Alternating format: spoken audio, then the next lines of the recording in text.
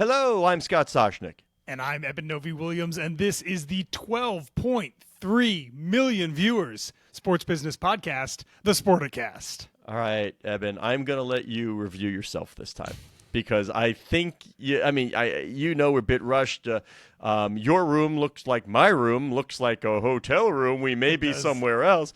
I should have faced the other way so you could see sort of the rain lashing against the nice bushes next to my room.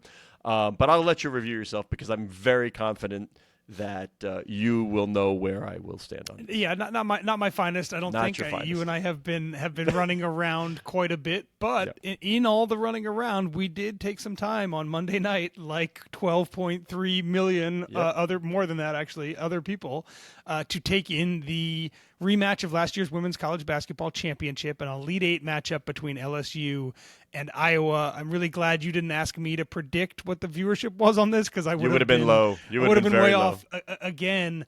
I said the number at the front there, average 12.6 million viewers, drastically outstripping last year's final, which was 9 million, which was a record for the final. Exceeded a lot of the expectations of people who I do trust, unlike myself, people whose opinions I think are often right about the direction of viewership and international and national interest.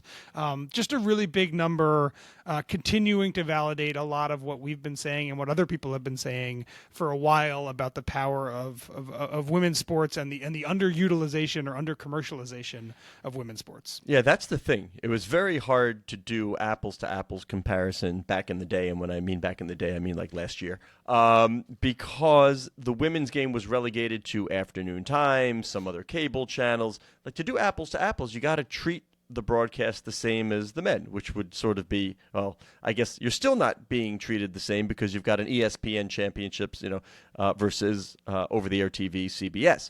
So I guess we could ask, this game was on ESPN.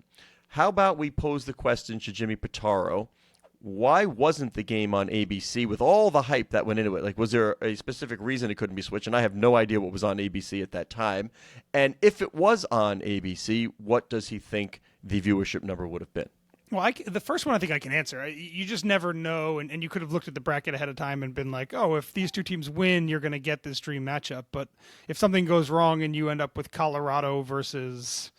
then relegate whatever you get to ESPN. Only if you get the dream matchup, flop it out. It's really nice to be the owner, Walt Disney, of a over-the-air broadcast network, ABC, as well as the dominant cable network, ESPN. How about you simulcast on both? Clearly the demand was there. You could feel it. This is a good question. ABC, in the East Coast, right at 7:00 on a Monday, is going to be Jeopardy and Wheel of Fortune. They don't move those programs all that often. So then it should have been Caitlin Clark and Angel Reese. The question would have been, which game should you put on ABC? Thank you. Thank you. Yeah. So I think that certainly, it's a good question about what this would have drawn. If we get the dream 15 million. If we get the dream matchup here, if Caitlin Clark keeps winning, if South Carolina keeps winning, the final, I believe, on Sunday night is on ABC. I think we're going to see we'll be fascinated to see what that number is. But yeah, I think there's just so many data points right now, and we can get into how special and unique this is. Caitlin Clark, obviously, potentially a generational talent. Anytime you have the generational talent, it's unique, right? Yeah, and Angel Reese, who also a generational talent, who in a lot of ways, narrative-wise, has been the yin to Caitlin's yang in some ways. I think there's a lot of perfect stormness to it, and I'm also cognizant of not playing this up too much, I guess maybe is the other part of that. I get we're opening the show with it, but if these numbers go down, which they probably will in a year or two, I don't want that to look like a failure in some capacity either. I don't want anyone to think that this is the new benchmark by which women's basketball. No, I don't think you can hit failure, Eben, and here's why. One, it's being treated differently. Two, you've seen companies like Ally and some others come in saying we're going to have some real marketing spend in women's sports. And those are the commitments that were needed to have this be a sustained excellence. I really get a feel like you've really turned a corner in which it's not a one-off just because it's Caitlin. And by the way, did you see Angel Reese is also going pro? She's also decided to go to the WNBA. So is Carmela Cardosa, three of the biggest names in you're getting women's basketball. Now the women's league is getting what the men's league has always had. ready-made stars. Although what the NBA lost with one and done. Like, there's a reason why the NBA wanted players in college at least. Oh, there's multiple. One, they wanted people to go and mature at least a year. And like it or not, even 1 year away on a college campus, living on your own, you do mature. Two, it's a year later for your next contract. So you're a year older. That next contract maybe saves the team a little bit of money. And three, it's a wonder what just 1 year of an extended March Madness run can do for the promotion of a player. And the best example I can think of is a kid by the name of Carmelo Anthony. Just in one run to the championship as a freshman at Syracuse, he made a name for himself and came into the NBA as a ready-made star. And when you say ready-made star, the stardom in some ways of kids, young star athletes nowadays is bigger than it used to be, right? Take out the ultimates like your Zions and your Wembys, but for your standard or whatever the class is just below them but above standard, whatever that is, the social media power of a lot of these young athletes and particularly female basketball players, right?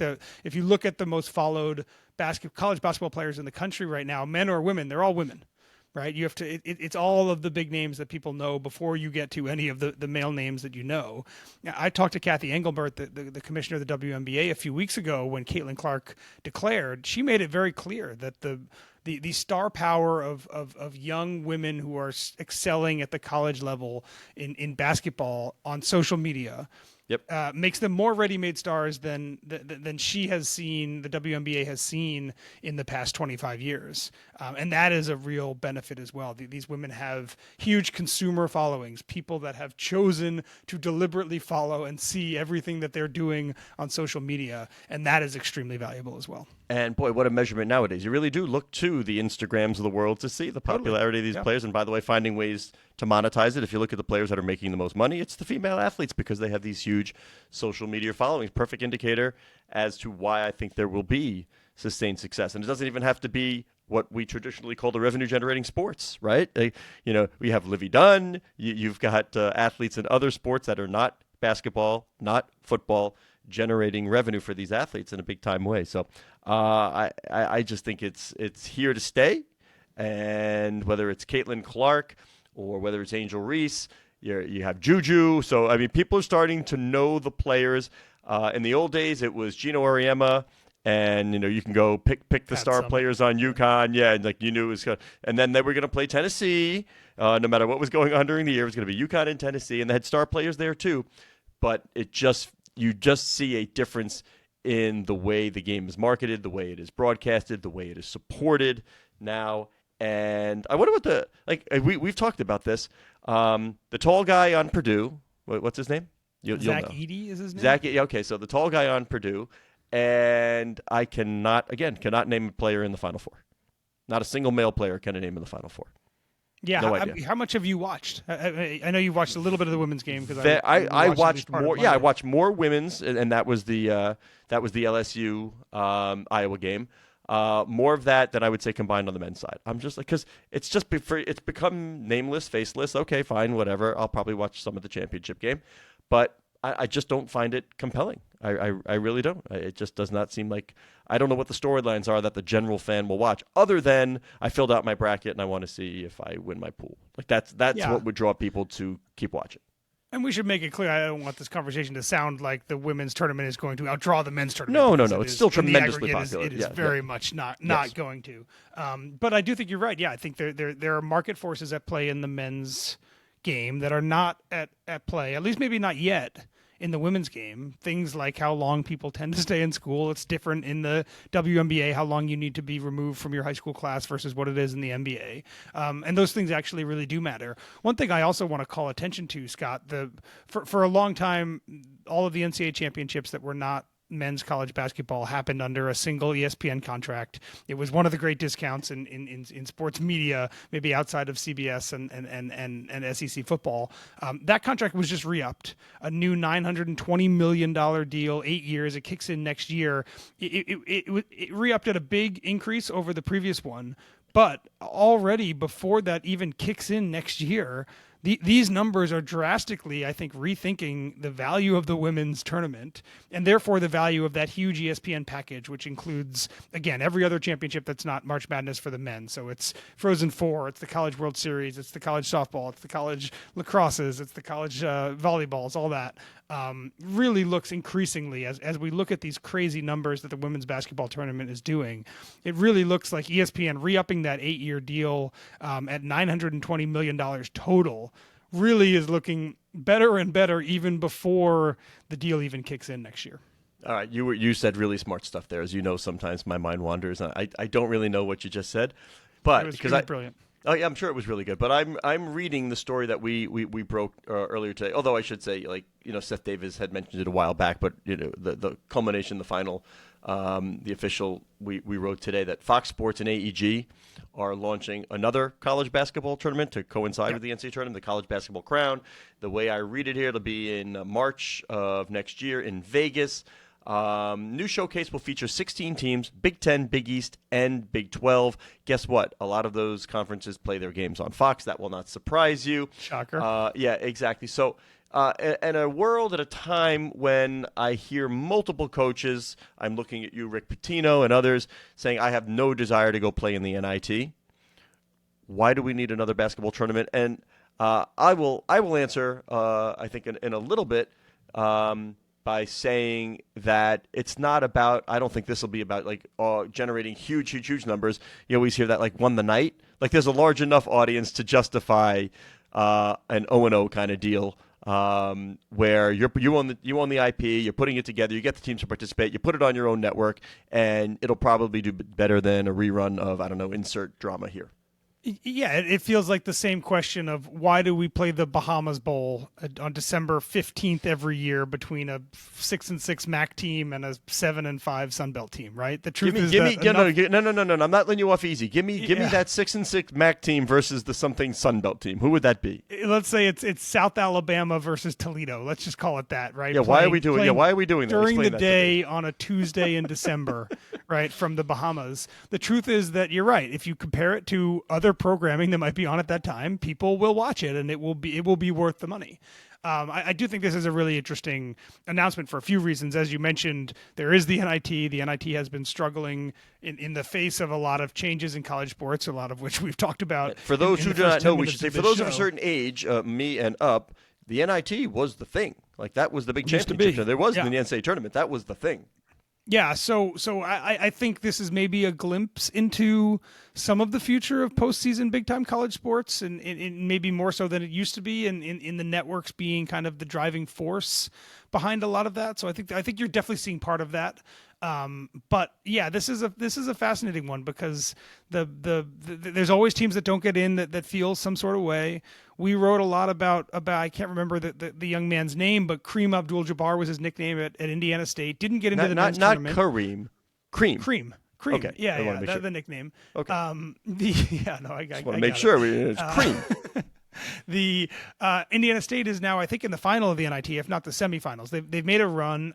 From what I understand, people are still kind of following the story to a degree as well. There's compelling college basketball postseason stories. That's why there's been an NIT and a CBI and a CIT for all these years, right? All these other opportunities. I think the big question is whether it's this Fox tournament or NIT or CBI or CIT. The transfer portal now opens. The transfer portal opens before the NCAA tournament or during the first week of the NCAA tournament. There are so many players on all these teams that didn't make the NCAA tournament that are going to want to change teams. They're going to want to do that as soon as possible. You're going to have coaches that maybe don't want to coach 2 extra games that don't mean that much, but want to get on the road and see some of these kids who are in the transfer portal.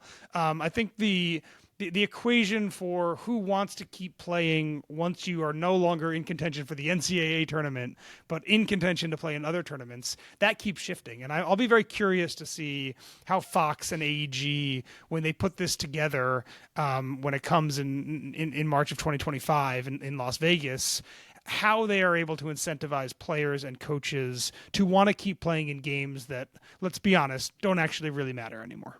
Let's be honest. Yes, let's always be honest, Eben, if that's what you want to do. Let's be honest. Yeah. Speaking of being honest, you know what I love, and I don't think we've ever discussed college hockey on the show, but hell with it. Half of the show is mine, and I'm speaking right now, so I get to do it, and I know you don't mind playing along. Preach. By the way, focus group of one won the first game at Nationals, 4-1 in the net over Bishop Kearney Selects. Excellent. A live update, Eben, leading the Ducks right now, 5-1, entering the third period. So. Yep, could be moving nicely. But we have the semifinals. Let's go from the Final Four to the Frozen Four, which I still think is a much better moniker. BC, the number one overall team in the nation, playing Michigan, which anybody knows is a big brand name in college sports and hockey. And then you got a 2 and a 3 on the other side. BU, again, brand name in hockey, versus Denver, brand name in hockey. We wrote a couple stories recently about college hockey, and readers seem to love it. I kept wondering, I asked a big power commissioner, power conference commissioner, why isn't there more hockey in your conference? Would your teams look? And believe it or not, this conference commissioner said the NHL team near that area reached out to, and we'll explain why we're not naming names, but reached out to see if there was something they could do with some of the universities in the area. And the fact remains it was just too complicated. As you know, to have a Division I program, you've got to have an on-campus rink. That's no problem for BC. If you've ever been to, it's Conti Forum is the big name, but I'm not sure what the specific name is there. But all these other programs have on-campus rinks. Penn State, the Pagulas donated $90 million, put up a palace to hockey.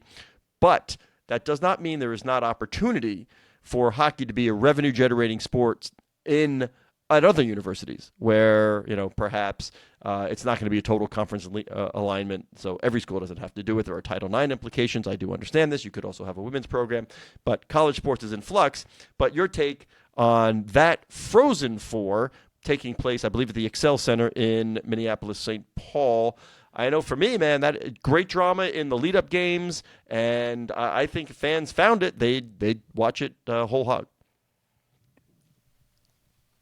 Yeah, it's a great tournament. I covered it a lot in college. The Princeton team, when I was covering it, went to the NCAA tournament twice. Shout out Zane Columba, goaltender. Yeah, Minnesota Duluth, and I can't remember where the other one was. I love the tournament. I was going to ask you, Scott, the regionals. One of the regionals was in a tiny arena. The Centene Community Ice Center outside of St. Louis, where my son's team plays. When we go to St. Louis to play all the teams from Chicago and Dallas, and of course the Blues, that's the rink we use. So it's how does that happen? Some of these, I imagine you put these regionals sometimes in NHL buildings or buildings that seat 15,000. This felt like a big swing and a miss by whoever the NCAA, however the organizing committee decided to put some college hockey teams that sell out their much bigger arenas in a much more important, higher leverage game in a much smaller venue. Yeah, we sort of did a quick, the best we can, knee-jerk reaction story on, wait a minute, just that this was happening. But I'd love, we need to dig in a little bit more for the NCAA and figure out how in God's name did they wind up at the Centene Community Ice Center. I mean, it's the practice facility for the Blues. It's a multi-sheet facility, and the main rink, they have, some where you sit and watch or you stand. But the main rink does have bowl seating, but it's about 3,000 to 2,500, 3,000. Like I said, my 14-year-old focus group won.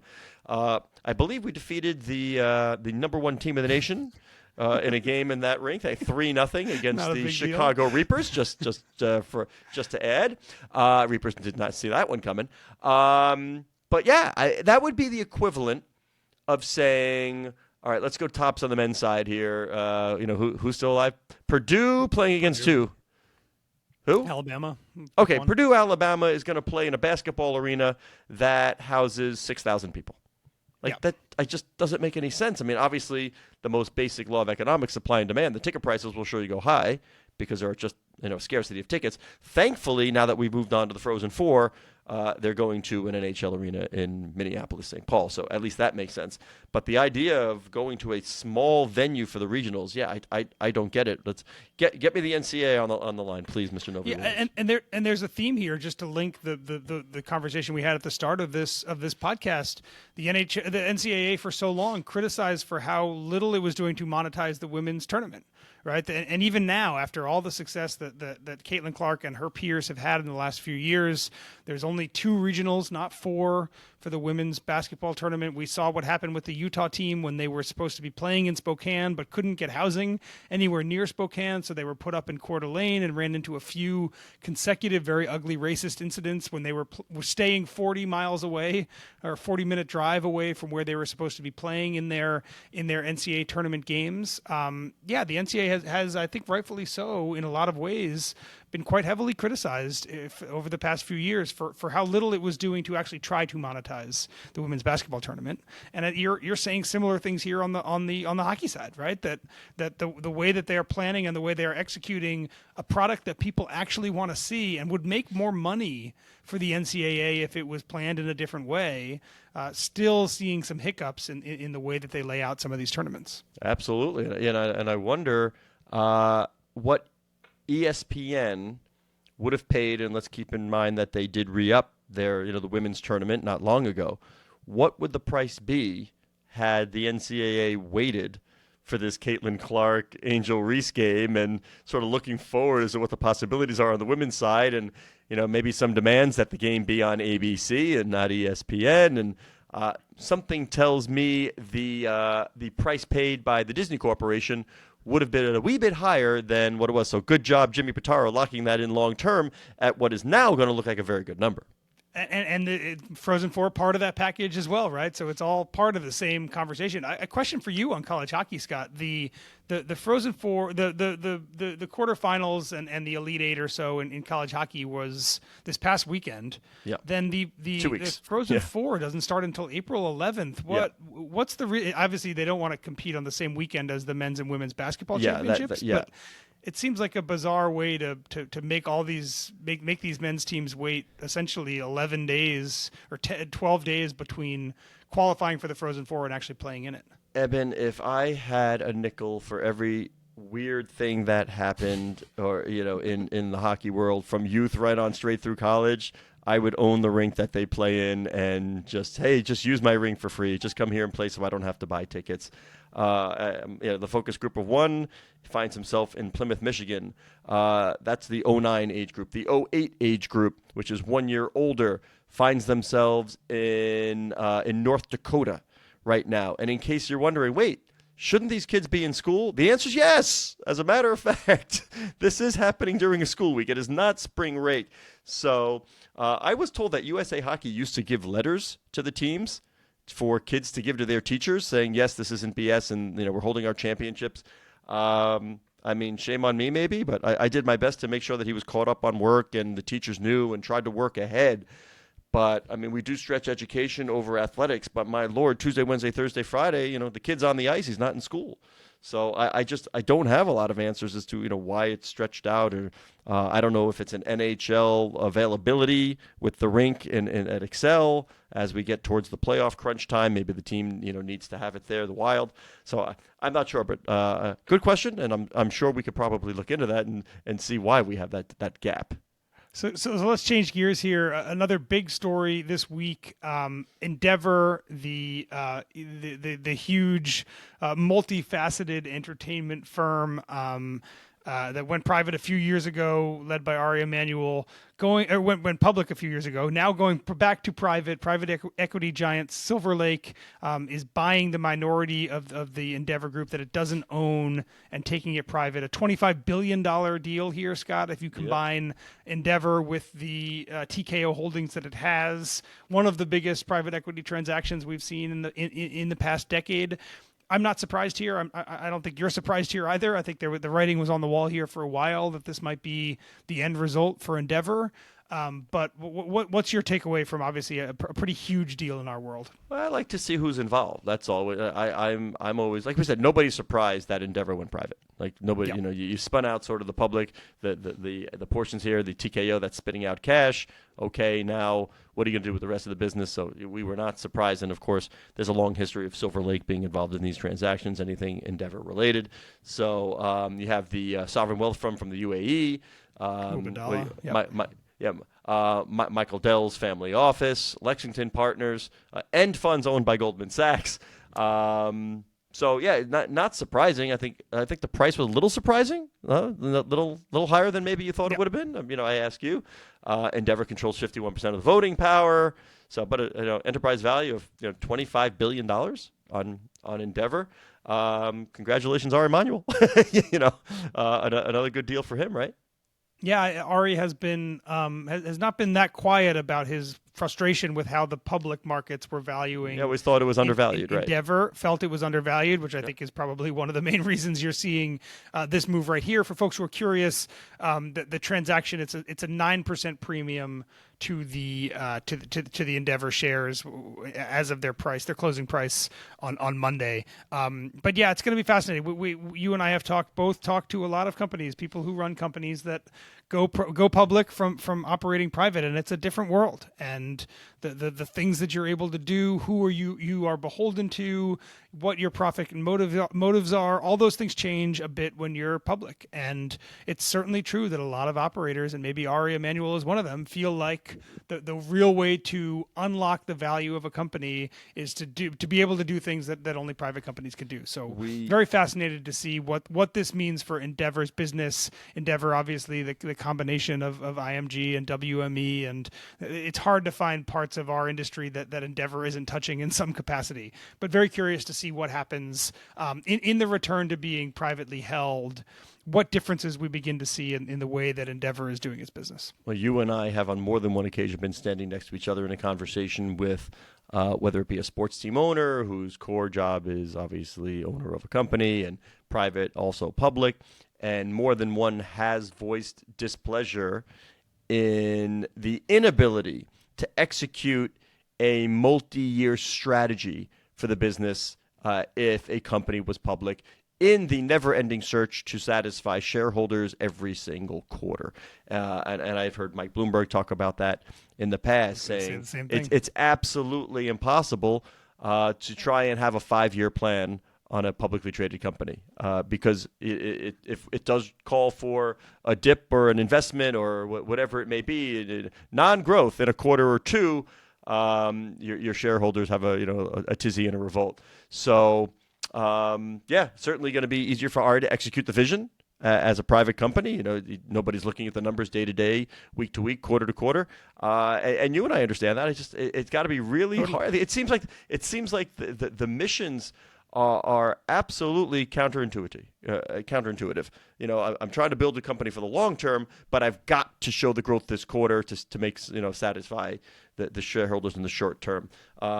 Do shareholders are they willing to show belief in a CEO who says this is my long range plan and believe me, we're going to get there? I guess that's an option. You can try it. I'm not so sure it'll work. But, you and I have definitely seen it more than once where, folks in the business say, man, it's a whole lot easier as a private company. Before we wrap up, Scott, do you want to tell people where we are right now and what we're doing? All right, sure. I mean, without getting too specific, but we can say we're well, hold on. Let me read the, this is fun. This, because things started to leak out. I love this. Hold on. I got to find, I wasn't planning to do this, but there's the dude on Twitter who tracks flights, right? So last night he puts out a tweet. A whole bunch of big-name jets flew to Charleston, South Carolina today.